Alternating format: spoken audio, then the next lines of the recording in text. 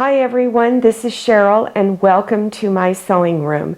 One question that I get asked quite often is, how do I put pockets on the inside of a tote bag? I'll show you how to make your pockets any size you want, where you can easily slip in and pull out all of the different items you want to carry. I'll even show you how to make a pocket with a snap or velcro closure. So let's get started. You can make these pockets any size that you want. So no matter what the size is, cut out 2 pieces of fabric exactly the same size. Then bring them front sides together and pin around all of your edges. Except on one side here, you want to leave an opening large enough so that you can turn this front side out later. So make sure you leave this opening here. Do a 1/4 inch seam around all 4 edges. So start on one side of the opening, backstitch, stitch down towards this corner. When you get 1/4 inch away from this edge, leave the needle in the down position through the fabric, lift up the presser foot, turn your fabric, lower the presser foot, and continue stitching down towards the next corner. So do that at all 4 corners. This way you don't lose your place when you leave the needle in the down position when you turn.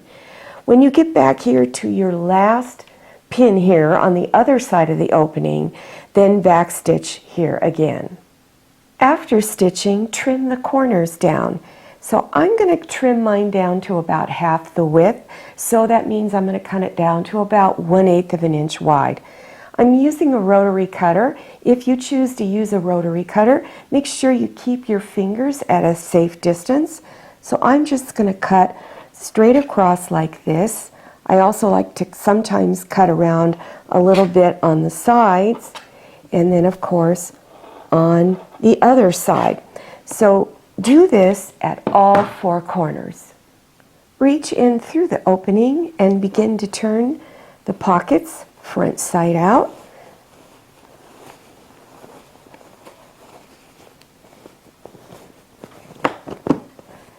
Then if you need to, take something like this. It's a stick, and you can use a chopstick, and push out all your corners all the way around. Press the pocket flat, because it'll make it much easier for the next steps. And as you're pressing, fold the edges at the opening in 1/4 inch and press it along there also. Then pin it closed, and after pinning it, stitch close to the edge all along here to close it up. This is the lining fabric that I'm using in this demonstration. Lay your pocket anywhere that you want on there. If you're not really sure where to place it, just center it on the lining piece itself.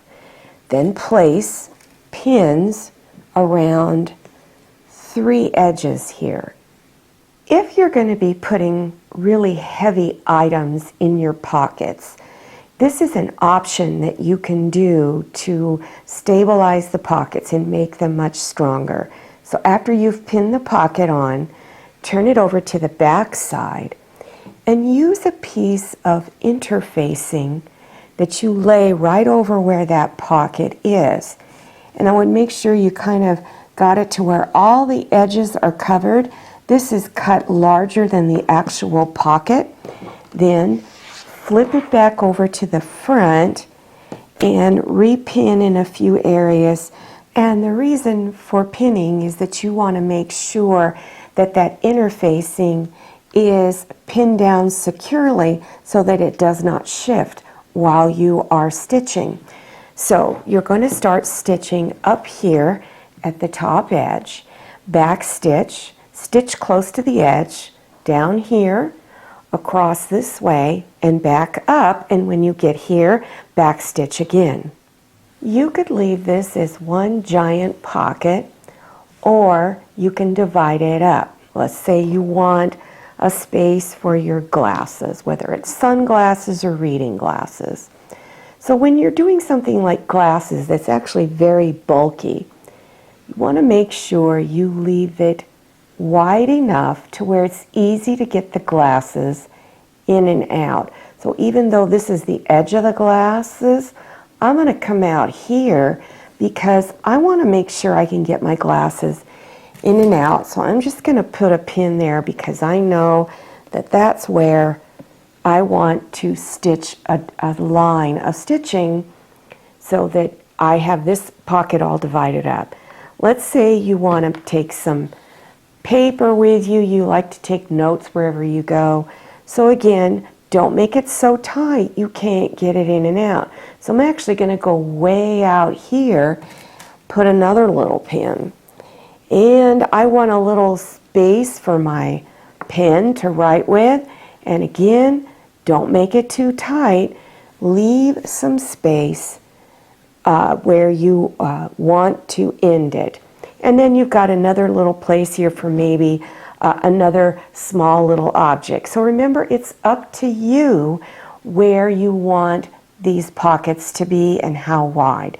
So once you've determined how big you want everything, you would start up here where a pen is, stitch back and forth, and then stitch straight down. Go over and do the same thing with this.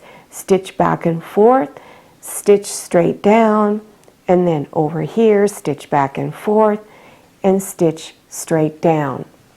And if you're interested what it looks like on the back, here it is. So you can see your stitching all over. And remember, this is the back side, and then this is the front side of the lining fabric. If you want to know how to make a pocket that's got a little bit of a flap on it up at the top, let me show you how to do that. This is really easy. Again, make this any size you want, if it's real small or real big. Take your two fabrics, you cut them out exactly the same, stitch them up exactly the same as you did in that first example that I showed you.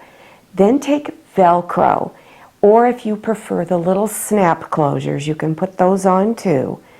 Put one side of the Velcro here, and then at the opposite end on the other side, put the other half of the Velcro, because the Velcro, one side is real rough, one side is soft. It doesn't matter which one. And to stitch them on, just stitch around the outer edge of the Velcro on both pieces. Place the pocket on the front side of your lining, just like you did on this other example, and fold it up. Figure out exactly how you want it placed, if you want it high on the lining or low. It all depends up to you. And pin along the edges here on both sides. Stitch from this top edge right here. This is where the pocket opening is right here. So backstitch a few times here to add strength to it. Stitch down to the bottom corner. Stitch across the lower part of the pocket. Stitch back up and stitch back and forth here. Then stitch across here, but don't stitch on this. Don't stitch this down. You're stitching just above it. So stitch right above it, right across there. And when you're done, you just insert whatever you want in there and then close it up. To learn how to make tote bags and other purse accessories, play this video until a green screen appears and then click on the links. If you like this video, click on thumbs up and then click on share to share this video with your friends. And if you haven't subscribed yet, click on that red button down there in the lower right-hand corner of your screen.